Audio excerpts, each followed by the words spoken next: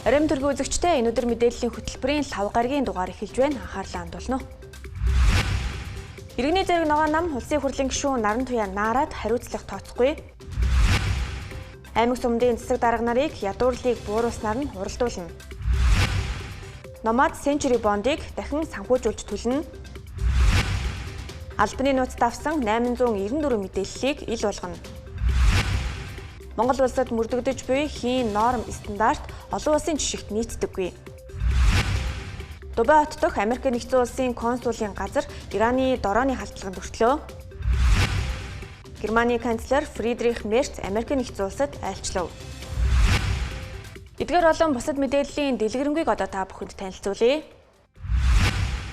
10 жил тутамд тогтоодог Монгол улсын ядуурлын түвшин 27%-аас буураагүй. Ажилгүйд ядуурлыг бууруулах бодлого тодорхой бус дийлэнх нь гадаад байгууллагын хөнгөлөлттэй зээл тусламж санхүүжилтээр хэрэгжсээр ирсэн.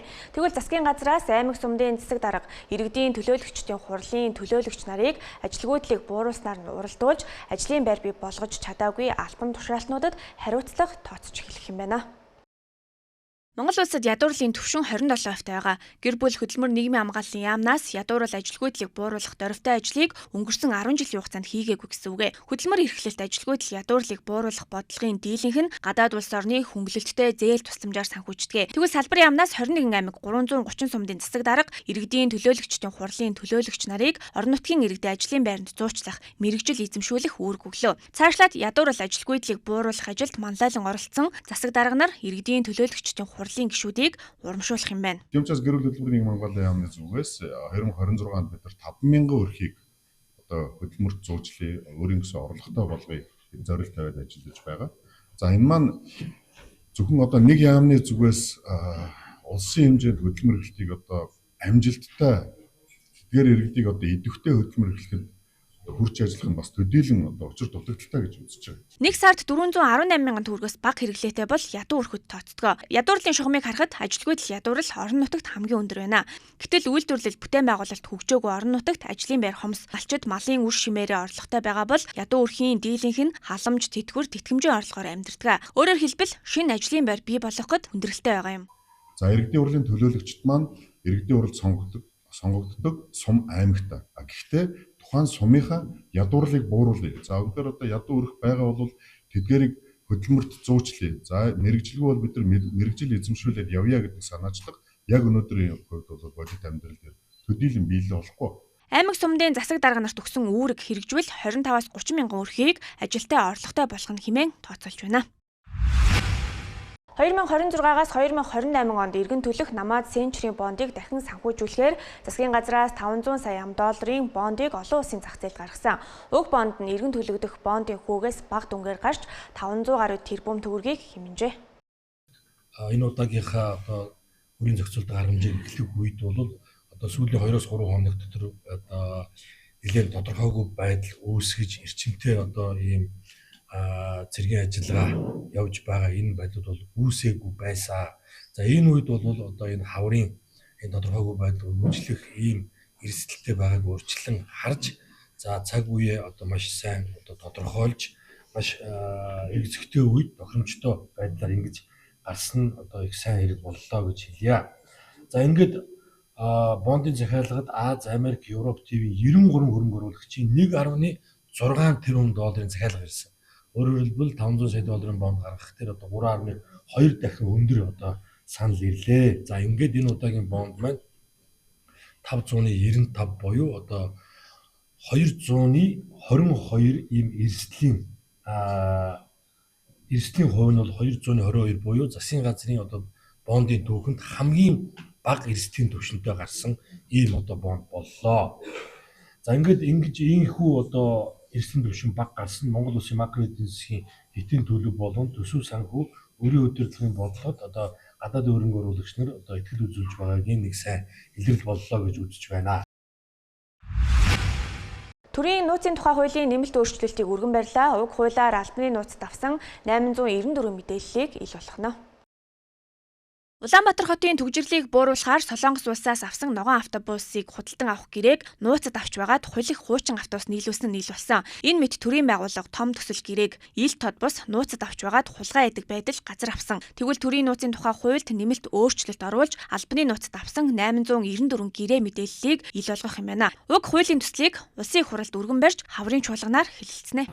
Гол одоо шүүмжлэл ямар зүйл байдаг вэ гэхээр засгийн газрын тогтоолоор батлсан жагсаалтын хүрээнд хэд өргөжүүлсэн шаардлагагүй одоо өөрөөр хэлбэл үндэсний аюулгүй байдалтай шууд холбоотой биш, улсын батлан хамгаалах бодлоготой холбоотой биш, гадаад бодлоготой холбоотой биш.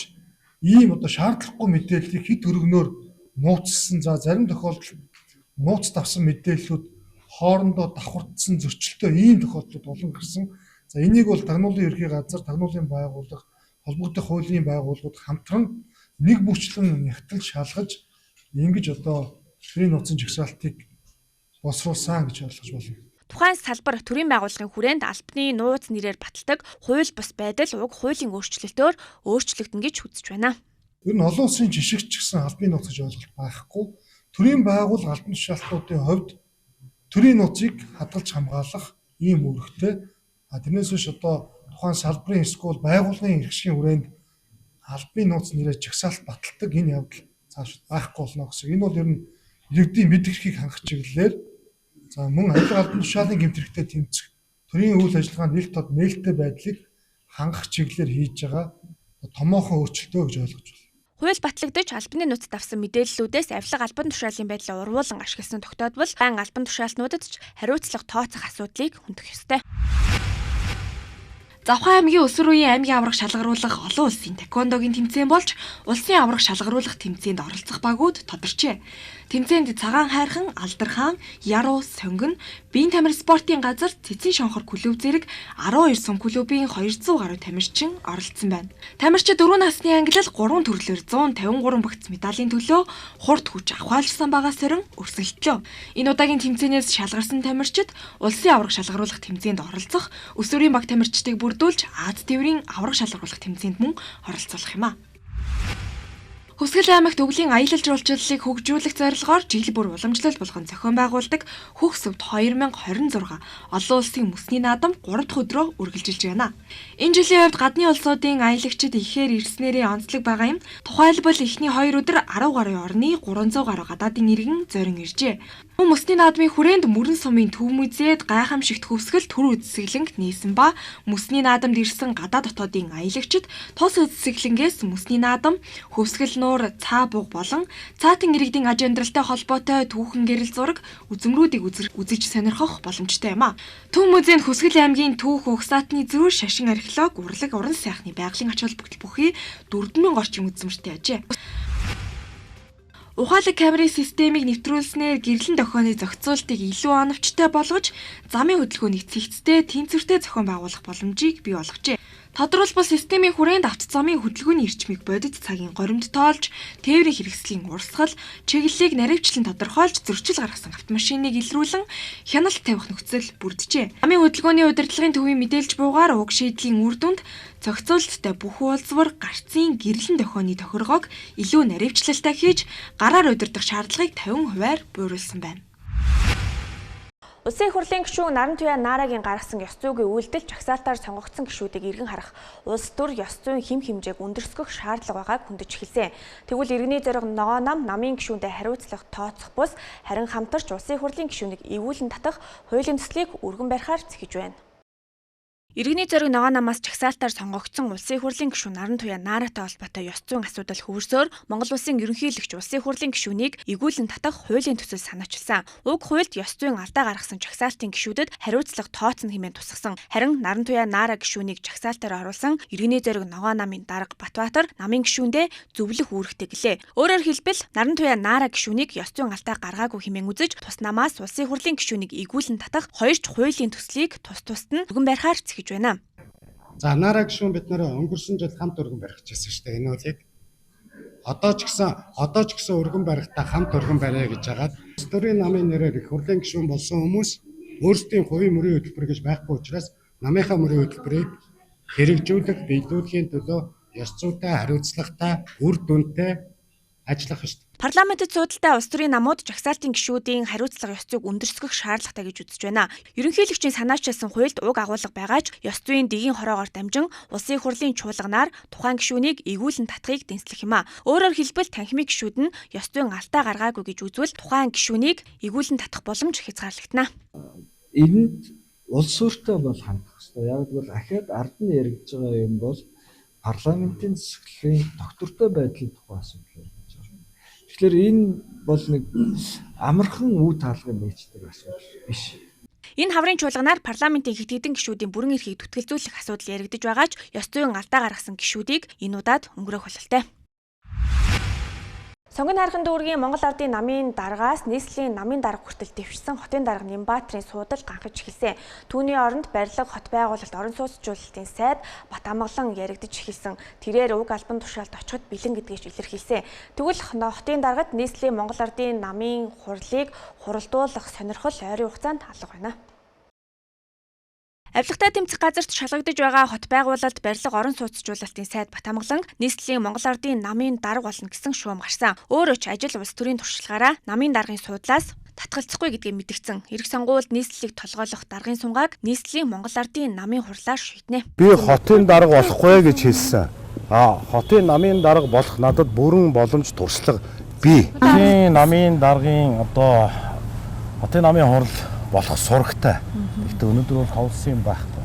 Хотын намын даргыг одоо намайг авах магадaltaй гэж гадуур зүгээр л одоо албан бус шуум явж байгаа. Би энэ Баянзүрх дүүрэгт энэ нийслэл Улаанбаатар хотод одоо 20 гаруй жил одоо энэ улс төрийн албанд ажиллаж амьдарч байгаа. Тэгээд намайг л одоо магадaltaй гэсэн ийм байдлаар хардд зэрдээд явж байгаа. Тэр байгаа.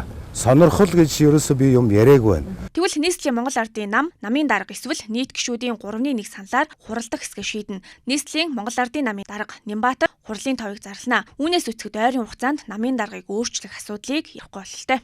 Хурлыг нийслэлийн Монгол Ардын намын орон өнгөрсөн хонд туралцсан. Би өөрөө нийслэлийн Монгол Ардын намын орооны даргаар одоо сонгогдоод 1 жил 10 сар болж байгаа. Манай намын дүрмд бол 4 жилийн хугацаатай байгаа. Тэгэхээр одоо би хаанаас хэн хуралдуулах гэдэг нийслэлийн Монгол Ардын намын орооны гишүүдийн одоо 3-1 энтер нь шаардаж хуралдуулсан зүйл алга байна. Энэ оны одоо намар өөрөө бидвэл жилийн ажлынхаа тайланг тавих юм ээлжид хурлын топ бий. Ардчилсан намын гишүүнээр бүртгүүлэх иргэн ардчилсан намын сайтад регистрийн дугаараа хийж нэвтрэн өөрийн мэдээллээ баталгаажуулах зорилгоор тухайн мэдээллийг байршуулсан. Тэгвэл энэ нь иргэдийн хувийн эмзэг мэдээллийн илтэд хууль бусаар олж авсан тул хүний эрхийн үндэсний комист гомдол гаргаж байгаагаа хуульч өмгөөлөгч Буяндаваа илэрхийллээ. Ардчилсан нам захим сайтаа иргэдийн хувийн нууц мэдээллийг дур мэдэн зөвшөөрлгүй байршуулсан асуудалд холбогдоод байгаа. Тодорхойлбол тус намын ан цэгмийн сайтад бүртгүүлэх хэсэгт нь хэн нэгний регистрийн дугаарыг оруулбал овог нэр, гэрийн хаяг зэрэг мэдээллүүд нь гарч ирж байна. Энэ нь захим орчинд баггүй шүүмжлэлийг дагуулад байсан юм. Тэгвэл энэ асуудлаар хуульч өмгөөлөгч Буяндаваа хүний эрхийн үндэсний комист гомдол гаргаж байгаа талаар мэдээлж байна. За хүний хувийн халдшгүй байдлын одоо нууцлал, түүний аюулгүй байдлыг хамгаалах бол хуулиар бол хамгаалагдсан байдаг. За Монгол улсын үндсэн хуулинд бол хүн халдшгүй чөлөөтэй байх хэрэгтэй гэж. Энэ нь бол одоо зөвхөн бие махбод гэхээс гадна одоо хүний хувийн мэдээлэл, түүний нууцлалын асуудал бол маш чухлаар бол хөндөгддөг. Сонгогчдын нэрсийн жагсаалтанд орсон 2 сая гаруй иргэдийн мэдээллийг одоо өөрийнхөө захим орчинд регистрийн дугаараа оруулангууд харагдах юм боломжтой нөхцөл байдлаар оруулсан байна. За энэ нь одоо ер нь яагаад одоо болохгүй ямар хууль зөрчиж байгаа юм. Үүнийг ардчилсан нам өөрөө хэрхэн тайлбарлаж байгаа гэдэг нь бол харах хэрэгтэй харсан. За энэ дээр юу гэж харагдаж байна гэхээр ардчилсан намын ерөнхий нарийн бичгийн дарга амар бясалгал мэдээлэхтэй. Бид нар одоо 2024 оны их хурлын сонгуул болон иргэдийн хурлын сонгуулиар сонгуулийн тухай хуулийн 20.15-д заагдсны дагуу олж авсан мэдээллээ олон нийтэд тараасан. Энэ нь бол одоо альва хэлбэрийн хуулийг зөрчөөгүй гэдэг бол тайлбар хийсэн. Гэтэл цаана хуйлаач зөрчсөн, журмаач зөрчсөн нөхцөл байдал байна. Үүнээс гадна ардчилсан намын зүгээс хүний эмзэг хувийн нууцад хамаарах мэдээллийг задруулаагүй өмнөх сонгуулийн сонгогчдыг байсан мэдээлэл хэмээн өөрийгөө хамгаалсан. Гэвч энэ сонгогчдын нэрсийн чагсаалтыг танилцуулахад регистрийн дугаар өгдөггүй.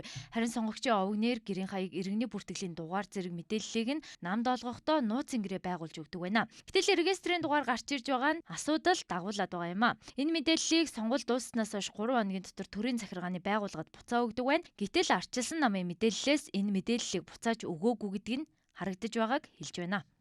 Улсын бүртгэлийн ерөнхий газрын дарга болон тагнуулын ерөнхий газрын даргын хамтарсан одоо энэ сонгогчдын нэрсийн жагсаалттай холбоотой журам баталдаг. За энэ журмаар бол нэгдүгээрт тухайн мэдээллийг өгөхдөө сонгогчдын нэрсийн жагсаалтыг өгөхдөө нууцыг бол хадгална гэдэг юм нууцын гэрээ баталгаа маягтан дээр бол гар хөлийн үсэг зурулдаг. Хоёрдугаарт энэ мэдээлэл олж аваад сонгуул дууснаас хойш 3 хоногийн доторч биелүү юу яах ёстой? Буцаага төрийн захиргааны байгууллагад нөхөх ёстой.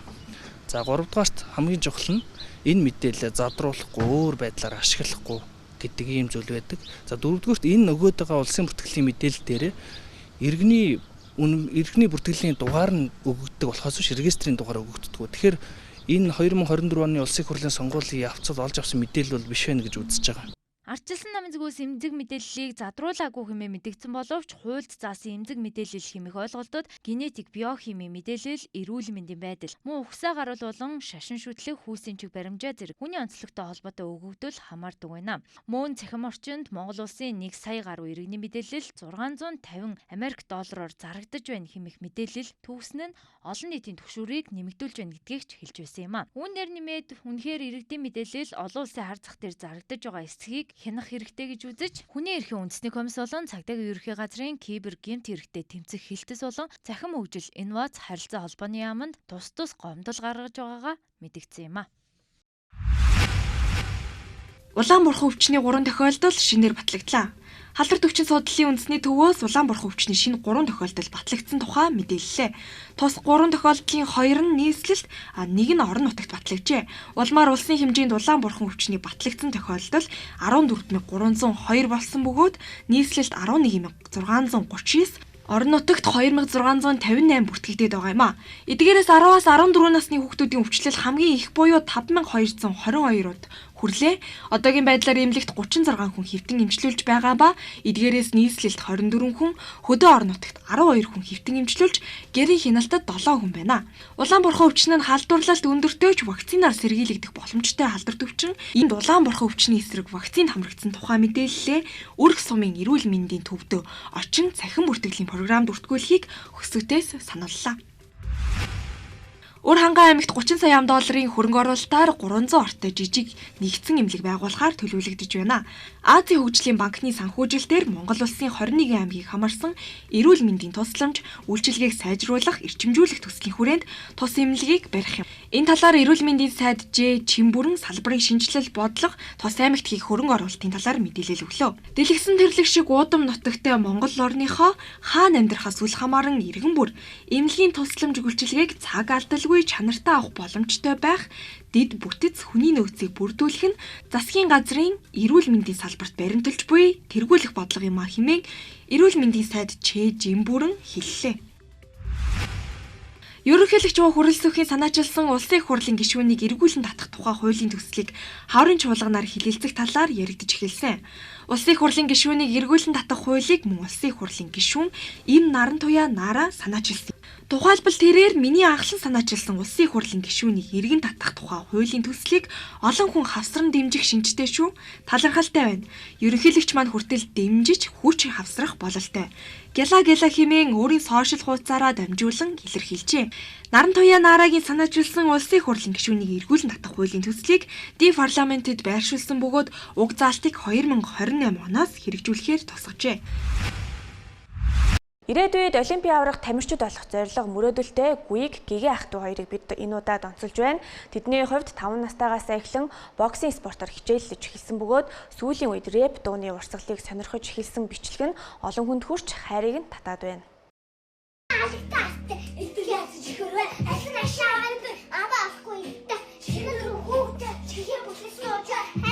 Би бол ганц хүн шүтдэг, аавыгаа шүтдэг байгаа. Манай дүүг бол гигэнэ гэдэг одоо 4 настай одоо 5 хүрнэ. Тэгээд манай болоод дэлхийд даяараа танигдах ирээдүйн рэперч хүн болно л гэж мэддэг. Бас хажуугаар нь олимп дэлхийн аварга болно гэж боддог. За захин орчинд рэп үгэлсэн бичлэгээ байршуулан олонний хайр анхаарлыг татаад байгаа ах トゥ гэгээ гуяг нар баг наснаасаа хөдөлмөрч зоригтой өсөж яваа авьяаслаг өвгүүд юм а. За тэд ердөө 5 настайгаасаа эхлэн спортоор тууштай хичээллэж өөрсдийгөө цорин дайжилсаар ирчээ. Хичээл зүтгэлийнхээ үр дүнд улс бүсийн чанартай тэмцээнүүдэд удаа дараа амжилт гаргаж авраага медальт тамирчдаар шалгарсан байна. За сайн байна уу, намайг гал эрдэнэ гэдэг. Би одоо 10 настай. Сайн байна уу, намайг гал эрдэнэ гуяг гэдэг. Одоо би 9 настай. Шүд бол энэ бэлгэлдээ яваад тэмцээн ороод тэгэл хамт олонтойгоо ингээ хамтынхаа ихэд бол гоё идэг. Тэгээ бэлгэлийг явахаар биедэнд угаасаа ингээ жоохон болчих идээр нэмэгдээ жоохон аас заманд өөр болоод тэгээд ихэд бол тэрх болох. Тэгээд надад бол ахнаар юм хүндэтлэгээ заагаад багштай сайн байна уу, сайхан амснаа гэж мэдлэхийг юм заагаад тэгээ өөрөө би бас биеийн хамгаалахыг хэлдэг дээ. Спортын амжилтаас гадна тэд урлагийн мэдрэмж сайтай. Чөлөө цагаараа рэп бичиж, өглөөж, өөрсдийн уран бүтээлийг захин орчинд байршуулсан нь олон хүний сэтгэлийг хөдөлгөж, өхөөрдөл талархлыг хүлээх болжээ. Тэдний мөрөөдөл нь дэлхийд нэрээ гаргасан рэпер болохын зэрэгцээ боксing спортоор олимпиад оролцож, дэлхийн аварга болох явдал юм а. Ерөнхийдөө бол манай юудын хамтлан гишүүн болохоор ерөнхийдөө бол багасаа энэ хоббитэйсэн. Тэгээ рэп өгөхийн бол тэгэл үг бичээл. Тэгээд тэр надад ерөнхийдөө зугаатай. Тэгээд автогаах аав нь бол миний багш.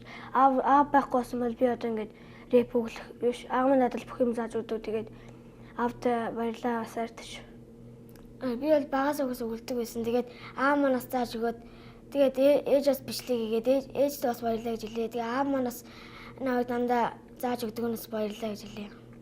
Сонсдог эсвэл инспирэшн авдаг, урам зориг авдаг дуучин нь юм бэ? Хэвдэл миний юудын гишүүнээ сайн ганцаа тэгээд Дисан Довжи Про Стем тэгэл ерөнхийдөө л энэ сонсдог рэперт. Би бол ганц хүн шүтдэг, аавыгаа шүтдэг байгаа. Аваа бид нарт хайп хийсэн. Хатчихв. Аваа. Надад бол манай бол бити бэх тоогоор зүгээр л адилхан хүн юм чинь зүгээр л гоё ааштай хүмүүжлтэй хүнтэй ялгаж ирсэхгүй тэгээд бүгднтэй нь адилхан хайцдаг. Тэгээд ихэд бол их хүмүүжлтэй төлөвчлөлтэй л хүн байгаарэ гэж ааман зэгдэг. Гуйг зөвшөөрөл тэгэл хамтлаг болоод тэгээд ихэд бол рэперээ өглөөд эсвэл хажуугаар спортоор хичээл эсвэл цагдаагийн тусгай болно. Тэгэл энэ тиймэрхүү бол сычмаар явж байгаа. Ах トゥ хоёр энэ бүх амжилтынхаа ард гэр бүлийн дэмжлэг хүмүүжил хамгийн чухал байсан гэдгийг онцолж аавыгаа өөрсдийн хамгийн том үлгэр дуурайлал болдог гэдгийг онцоллоо. Манай гэр бүлээс бол бид нар ингээд тэмцээнийхээ урд өдөр ингээд хувцас билж байгаа. Манай эмээ бол хувцас минь угаагаа тэгэл ихвчтэй бол эмээ дээр нэр хайртай. Тэгээд аав маань бол тэгэл төлбөрийн өгөөл намайг өдөр зэрэгтэй өсгөж эмээ өдөртөө сайртай шүүлгэж. Яа бас намайг тасгалуулчаад намайг тэмцээнд орохоор тийг миний хүн тийг хэрдэх нь бас амар урам урдаг. Эмээ минь бас ингээд тэмцээнд орохоор тийг миний хөө гээд амар баялдаг. Тэгээд миний хувцыг угаагаад гэр орон зөвлөөд миний хөл гарыг барьж өгдөг. Би үнэхээр эмээтэй хайртай. Тэгээд аавдаа сайртай, ээжтэй хайртай бүх гэр бүлтэй хайртай шүү гэж хэлье. Агаа л намайг дандаа тасгалуулж зөв хүмүүжлүүлж намайг зөв хүмүүжлэх гэж намайг найдаа загиндаг. Тэгээд бокстоо дагаа намайг дандаа зарцуулдаг болохоор энэ тийм ингээ гэхээр агаалгаа араа шууд дайраад орохоор урам ороо шууд хождог байгаа. Агаад бол хайртай шүү гэж хэлье. За мөн үе тэнгийн хүүхэд залуусыг гар утаас захин орчинд хэд автахгүй байж өөрийгөө хөгжүүлэхэд цаг зарцуулахыг уриалсныг нэмж дурдах нь зүйтэй. Ийхүү спорт урлаг хоёрыг хослуулан өөрсдийн мөрөөдлийн төлөө тууштай зүтгэж байгаа тэд олон хүүхэд залууст үлгэр дуурайлал болсоор байна.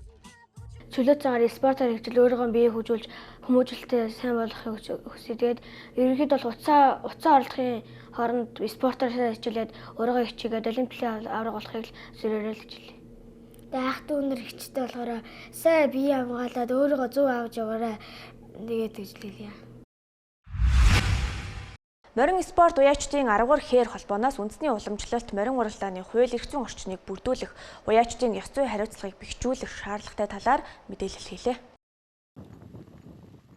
Засгийн газрын 2025 оны 1-р сарын 29-ний хуралдааны тогтоол өвөл хаврын уралдааныг зохион байгуулагдаж буй хурдан морины уралдаанд 18-аас доош насны хүүхдийг оролцуулахгүй байх шийдвэр батлагдсан байдаг. Гэвч энэхүү шийдвэр нь үндэсний өв соёлоо түгээн дэлгэрүүлэх боломж хязгаарлагдаж байгаа талаар аргуур хэр холбооноос мэдээлэл хийлээ. Түр өөрөө баяр наадмын тухай хууль, журам, Монгол адууны стандартыг баталж сэрвээ хэмжих гэх мэт нэг стандарт дүрмгүй байнга өөрчлөгдөж байгааг шүүмжилж байгаа юм а. Мөн Монгол хүн бүр 3-аас 5 настайдаа морь ундаг байсан. Үүнээс шалтгаалan багаасаа морь унсан хүүхэд морь унах арга ухаанд суралцсан байдаг. Тэгвэл энэхүү шийдвэрээс шалтгаалan нүүдэлчин морь дагсан үндэсний өв соёл алдагдаж байгааг хэлж байгаа юм а. За хүүхдээ хоригдсон, морь унахыг хоригдсон.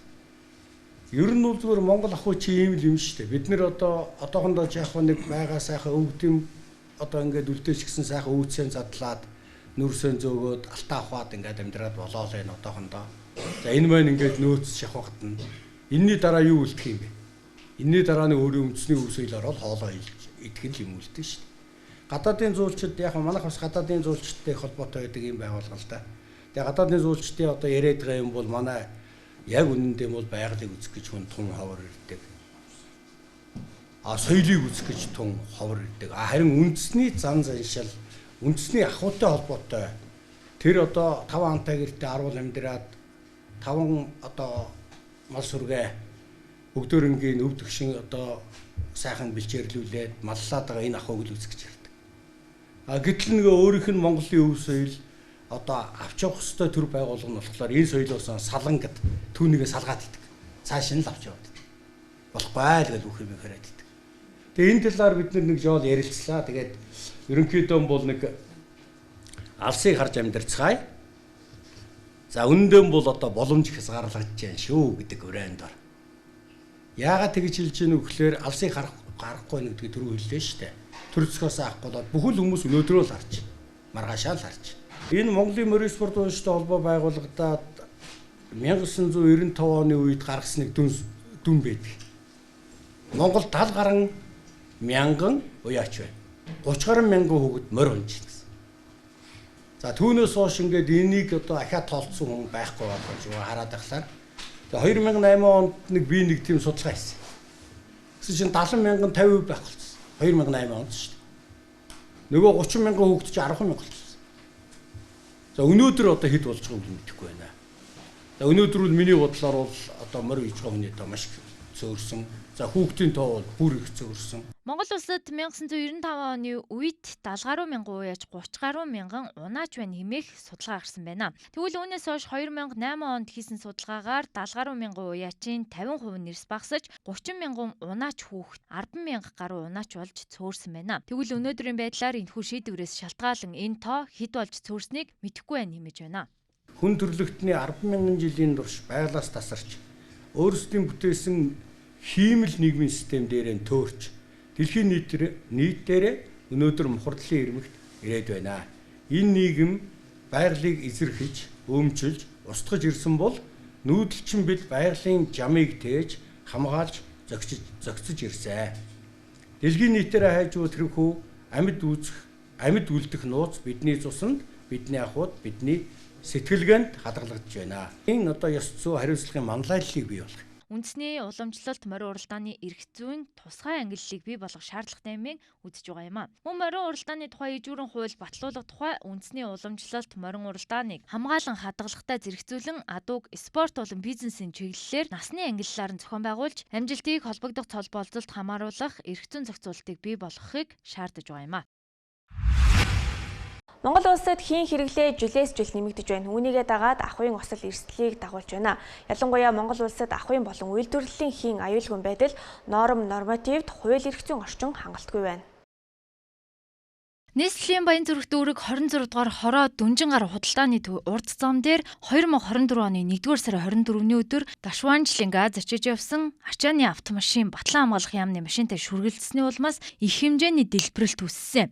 Тэгвэл уг хослын хохирол, хор хөнөөл маш их байдаг. Тухайлбал газар дээр баян зүрх дүүргийн гал унтраах 63 дугаар ангийн 3 алба хаагч амнасаа алдсан, 15 иргэн түлэгдэж, эмнэлэгт хүргэгдсэн гэх мэт гамшигын хэмжээнд яригдж, өнөөдрийг хүртэл асуудал дагуулсаар байгаа. Тэгвэл үүнийгээ дагаад сүүлийн жилүүдэд ард иргэд ахуй хэрэглээнд хийн түлш хэрэглэх нь их болсон. Тухайлбал үйлдвэрлэл ахуй хэрэглээнд автомашины түлшиндгээд хийн түлш хэрэглээ нэмэгдсэн байдаг. Гэхдээ хийн түлшний хэрэглээ нэмэгдэхийн хэрээр түүнийгээ дагсан ахуйн усал, буруу ашиглалтаас, хадгалалтаас, мөн тээвэрлэлтээс хүртэл шалтгаалсан ахуйн услууд их гардаг. Үүнтэй холбогдуулан Монгол улсад эрх зүйн орчин хангалттай бий юу гэх асуулт ч гарч ирж байгаа юм. Тэгвэл Монгол улсад хийн аюулгүй байдлын бие даасан цогц хууль эрх зүйн зохицуулалт хангалтгүй стандартын хэрэгжилт жигд бус гэдгийг салбарынхан хэлж байна.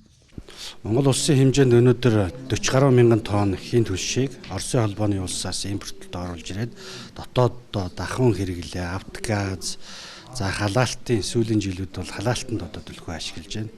Сургууль цэцэрлэг, төвлөрсөн дулаан хангамжинд холбогдох боломжгүй барилга байгууламжуудыг одоо агаарын бохирдлыг бууруулах чиглэлээр одоо ашиглаж байна. За мөн гэр орооллын айл ерхийг одоо ингээд нийслэлээс одоо хийн халаалтанд шилжүүлээд одоо ажиллаж байна. За Монгол улсын засгийн газар болон Солонгос улсын засгийн газар хоорондын хамтын ажиллагаа тэр дундаа одоо энэ ашигт малтмал газрын тосны газар бүгд найрамдах Солонгос улсын хийн аюулгүй байдлын корпорацтай хамтын ажиллагаа өрнүүлээд энэ хүрээнд одоо хийн аюулгүй байдлын эрх зүйн орчныг сайжруулах, чадахыг хэрэгжүүлэх одоо төслийг 2 жилийн хугацаатай одоо хэрэгжүүлж байна. Яг уу норм дүрм хууль эрх зүйн орчныг мөрдөхгүй гэхээсээ илүүтэйгээр өөрөө энэ нөгөө хууль бие даасан хууль байхгүй одоо энэ салбарыг зохицуулж байгаа. Өөрөөр хэлэх юм бол хэрэглэгч төр аж ахуй нэгжүүдийн энэ хооронд үүсэж байгаа нарийн төвөгтэй харилцааг зохицуулсан одоо тийм хууль алга. Энэхүү сургалтын нийслэлийн онцгой хөдлийн газрын одоо анги салбарын гамшигаас хамгаалсан нийтийн байцаагч нар болон ангийн зэрэг галдуун хавар ангийн зэрэгч нар, салаан зэрэгч нар 100 гаруй албан агчдыг 2 үешттэйгээр одоо сургалт зохион байгуул явуулах гэж байгаа өнөөдрөөс. Энэхүү сургалтанд бол нийтний 100 гаруй албан агчд хамрагдаж байна. Энэ сургалтыг зохион байгуулснаар бол одоо болцсохгүй хийн ослын урьдчилан сэргийлэх, хариу ургамж шуурхай зохион байгуулах энэ одоо ур чадварыг олгох ач холбогдолтой юм а. Иймд бүгд найрамдах Солонгос улсын хийн түлшний корпорацаас Монгол улсад хийн аюулгүй байдлыг нэгдсэн бодлогоор зохицуулдаг болох үүднээс мэргэжсэн байгууллага бүх шатны хяналт сургалтыг хийж хийн аюулгүй байдлын эрх зүйн орчныг боловсронгуй олгох төслийг хэрэгжүүлэхээр болсон байна. Бүгд найрамдах Солонгос улсын хувьд 1980-ад оноос эхлэн хийн хэрэглээнд айл өрхөөсөө эхэлж нэвтэрч эхэлсэн байдаг. Үүнээс хойш шат дараалтаагаар иргэд засгийн газрын сургалт мэдлэг мэдээлэл түгээж улмаар хийн түлшний аюулгүй байдлын хууль эрх зүйн орчин хүртэл бүрдүүлж өнөөдөр дэлхийд хийн түлшний аюулгүй ашиглалтаараа тэргүүлж байгаа орны нэг болсон байна. За тэгэхээр өнөөдрийн сургалтын хувьд бол бид нар хийн аюулгүй байдлын чадварыг бэхжүүлэх тухай Монгол улсын онцгой байдлын ерөнхий газрын албан хаагчдад сургалт хамтран зохион байгуулж байна. Энэ сургалтын хүрээнд бид нар бүгд найрамдах Солонгос улсын хийн аюулгүй байдлын ослын тохиолдол болон ослын хариу арга хэмжээ авах, ослтой холбоотой янз бүрийн одоо талбай дээр ажиллах, ослын холбогдлолтой ур чадваруудыг нэмэгдүүлэхэд бас мэдээлэл солилцох, ур чадварыг бас сайжруулах, бэхжүүлэхэд дэмжих ийм зорилготойгоор өнөөдрийн сургалтыг зохион байгуулж байгаа. Мэдээж эхэндээ бид нэг хийн түлшийг айл өрхийн хэрэглээнд нийлүүлж эхэлж явах үед мэдлэг мэдээлэл хомс байгаа, хэрэглэгчид маань өөрсдөө аюулгүй байдлын мэдлэг дутмаг байсан, мөн бас дээрэс нь хууль бусаар үүнийг одоо хэрэглэх зөвшөөрөлгүй хэрэгэлдэг ийм тохиолдлууд илбэг байсан. Үүнээс болоод энэ мэдээж ахуйн ослууд маш их хэмжээтэй гарч ирсэн. Бүгд найрамдах Солонгос улсын хувьд бол 1980-ад оны эхнээс эхлээд айл өрхүүдэд бол өргөн хэмжээтэйгээр хийн түлшийг хэрэглэж эхэлсэн байгаа. Мэдээж ихэнх үедээ бол айл өрхүүдэд ч гэсэн ахуй ослууд их бах хэмжээгээр бол гарч ирсэн.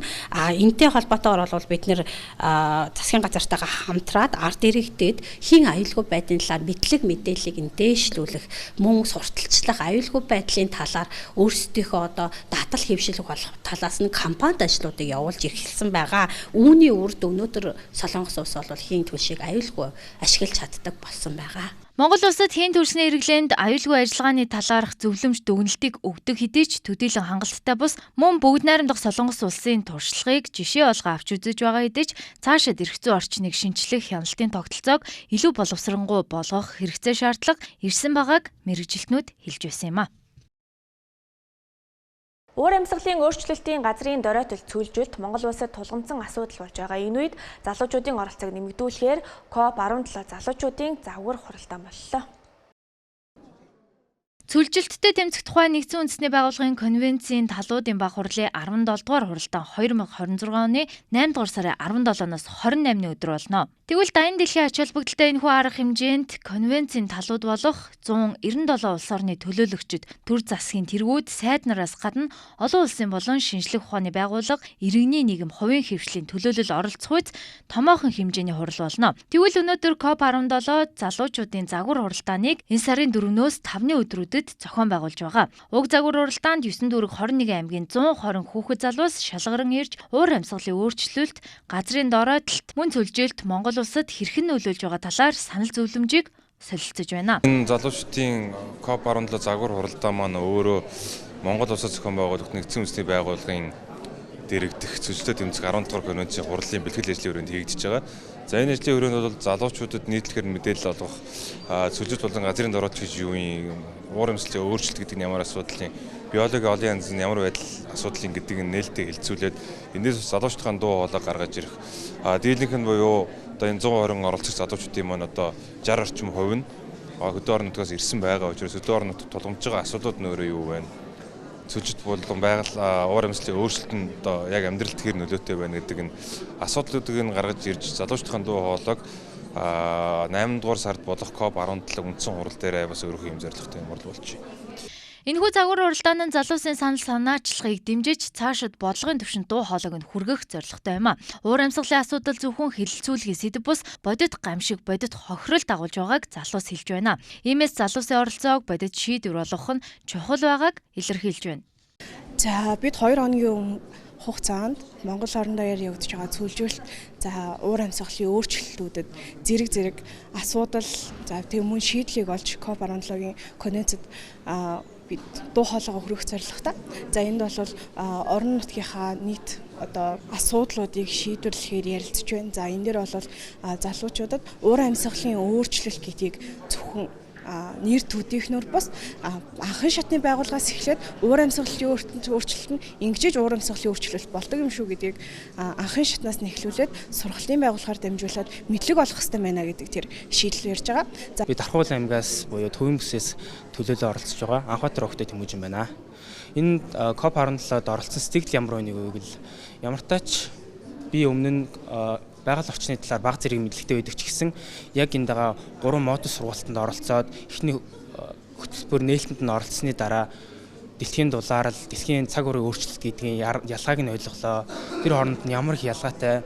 Тэгээд өсвөр насны буюу яг над шиг буюу энэ хүмүүсийг үзэн сууж байгаа их олон хүмүүс байгаль орчны талаар мэдлэг муутай байд юм байна. Яг ямар зүйлийг хийх юм мэддэггүй юм байна гэдгийг би маш анзаарлаа. Тэгэд энэ 2 хоногийн хугацаанд байгаль орчны талаар мэдээллийг авахаас гадна энэ зүйл дээр олон талын хүмүүсийн үзэл баримтлалыг нэгтгэж ямар нэгэн байдлаар мэтгэлцэж муудалцах бус бүх талаас өөрөө өөрсдийн гэсэн үзэл баримтлалаа илэрхийлж агаад нэг уриалга дээр тогтоох үйл ажиллагаа юм аа. Тэгэд энд хүрч ирсэнээс яг Дархуул аймаг Төвийн бүсийг төлөөлөд ганцаараа орж байгаа одоо маш нэр төрийн хэрэг байна. Түүнчлэн үүнийг үзэн суугаа хүмүүст хандаж хэлэхэд байгаль орчныг хайрлаарай. Хогоо дахин боловсруулаарай. Гол нь таал юм хийж, таал юмнуудаа бүтээж иж, иргэдэл оролцож иж Монгол улс дэлхийд даяар бүх талаараа байгаль орчны эсрэг хөдөлгөөн хийх боломжтой юм аа.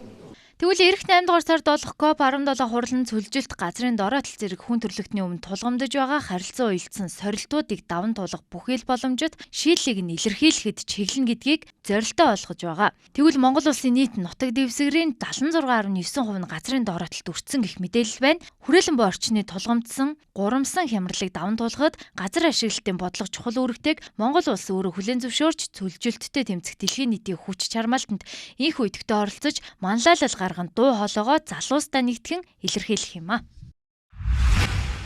Монгол улс бүгд найрамдах Куб улсын хооронд дипломат харилцаа тогтоосны 65 жилийн энэ онд тохиож байгаа лээ.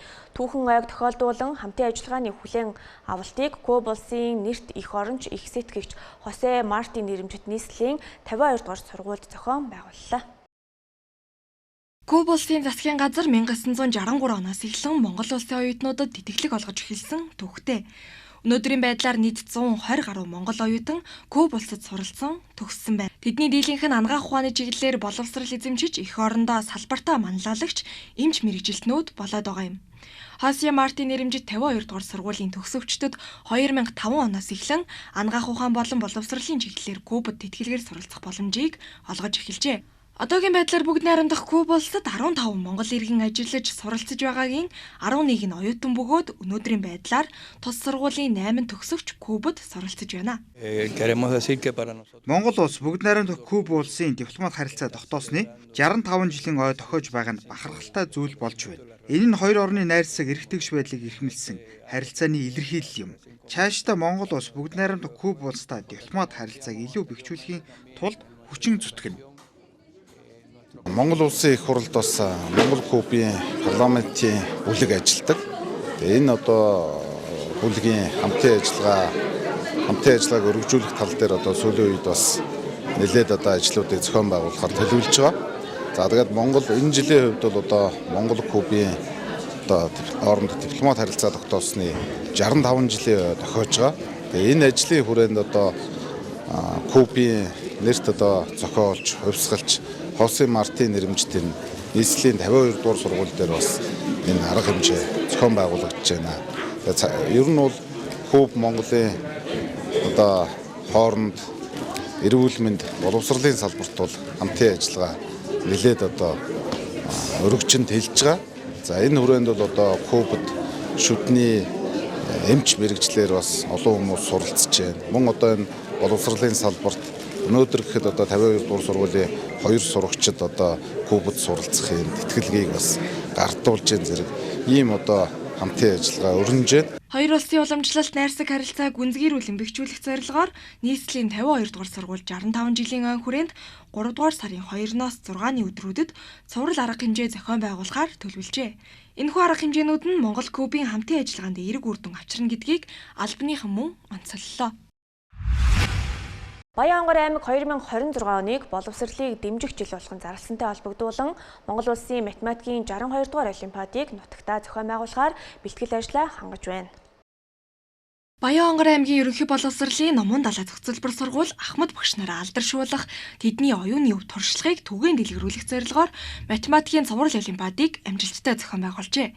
Энэ хүрээнд Монгол улсын зөвлөх багш, сэтгэх чадварын улсын олимпиадын авраг, хөдөлмөрийн гавьяаны улаан тавгийн одон, Алтан гадаас одонд ардын боловсролын тэргүүний ажилтан, магистрийн тогоохүү багшийн нэрэмжит математик сэтгэх чадварын 7 дугаар олимпиадыг зохион байгуулсан байна. Тус олимпиадад Улаанбаатар хот, Архангай, Өвөрхангай аймгийн сумдууд болон Баян ангар аймгийн 20 сумын нийт 1000 гаруй сурагч оролцож мэдлэг чадвараа сорьсон байна. Оролцогчдын тоо жилээс жилд нэмэгдэж байгаа нь математикийн боловсрол, логик сэтгэлгээний ач холбогдлыг эцэгэх багш сурагчид өндрөөр үнэлж буйн илрэл юм а. 100 жилийн түүхтэй Буур сургуульд маань 1992 онд Монголын математикийн 30 дугаар олимпиадыг зохион байгуулж ирсэн бол энэ жил 30 жилийн дараа Монголын математикийн 62 дугаар олимпиадыг зохион байгуулах гэж байгаа түүхэн он жилүүд мөн боловсролыг дэмжих жил болгон зарласантай холбогдуулан энэ олимпиадыг зохион байгуулж байгаа Номон далай зохицолбор сургуулийн хамт олондоо баярлалаа. Үе үед бие биенийгээ тордож байдаг уул ус алт эрдэнэс шиг ийм баялаг сайхан хиймэрлэг баян хонгорчуудын маань ажил амьдрал өрнүүн дэлгэр байхыг хүсэн өрөөж байна. Энэ тогоохүү багш 1964 онд Монгол Улсын их сургуулийг төгссөн цагаас хойш боловсролын байгууллагад тасралтгүй 42 дахь жилдээ математикийн багшаар ажиллаж 10 анги удирдан төгсгөж 10,000 гаруй шавнартай олжээ. Шавнар нь улс орны өнцөг болон төрөл бүрийн салбарт үр бүтээлтэй ажиллаж нийгмийн хөгжилд хувь нэмрээ оруулсаар байгаа юм а. Тогоохүү багшийн үеийн одоо төгсгөн даан төгсгсөн ангийн сурагчид за мөн одоо энэ олимпиадыг сар болгон тасралтгүй зохион байгуулж байгаа Номон далай сургуулийнхаа сэтгэн бодлогын мэрэгжлийн зөвлөлийн хамт олон энэхүү олимпиадад хүүхдүүдийн бэлтгэн оролцуулдаг аймгийнхаа ерөнхий боловсролын сургуулийн математикийн багш нар, аймгийнхаа математик тайртай сурагчид за мөн энэхүү одоо олимпиадад маань зорин ирж оролцдог Өвөрхангай аймгийнхаа математик тайртай багш сурагчид таа бүхэнд талархаж явдаг энэ ташрамд илэрхийлье. Баян ангар аймагт зохион байгуулагдах Монгол Улсын математикийн 62 дугаар олимпиад нь орон нутгийн сурагчдын өрсөлдөх чадварыг нэмэгдүүлэх, багш нарын арга зүйн туршлага солилцоог дэмжих, математик сэтгэлгээг түгээн дэлгэрүүлэхэд чухал ач холбогдолтой гэж зохион байгуулагчид онцолж байгаа юм а. Ард даатгал компани салбарын ажилтнуудын зөвлөгөөн хүчтэй хамттай урьяндаар зохион байгуулагдаж байна. Тус зөвлөгөөнөөр Монгол улсад хэрэгжиж буй томоохон мега төслүүдэд үндэсний даатгалын компаниуд хамтран оролцох боломж, цаашдын хамтын ажиллагааны чиг хандлагын талаар хэлэлцлээ. Монгол улсын 21 аймагт салбартай үндэсний ууган даатгалын компани болох Ард даатгал хувьцаат компани салбарын ажилтнуудын 3 хоногийн зөвлөгөөн үргэлжилж байна. Тус зөвлөгөөнөөр санхүүгийн доктортой байдлыг бүрдүүлэгч, даатгалын зах зээлийн захимжилт, шинжилэл, тулгамдж буй асуудлууд болон даатгалын салбарт нэвтрүүлж байгаа даатгагчийн баталгааны талаар ярилцлаа. Мөн Монгол улсад хэрэгжиж байгаа томоохон мега төслүүд дээр Монголын даатгалын компаниуд хамтран оролцох боломж болон одоо хэрэгжүүлж байгаа хамтын ажиллагааны явцын талаар хэлэлцэж байна. Өнөөдөр манай Ард даатгалын 2026 оны зөвлөгөөн хуралдаан болж байгаа. Энд даатгалын 21 аймгийн маань бүх салбарын захирал менежерүүд маань оролцож өргөн төлөөр хурлуулж байна. Тэгээд энэ дээр Ус аймгийн хүрээнд ярихад манай Ус аймгийнхан бол хотын төвтэй тийм ээ орон нутгийн аймгийн төвийнхэн бол даатгалын талаар мэдээлэл сайтай байдаг.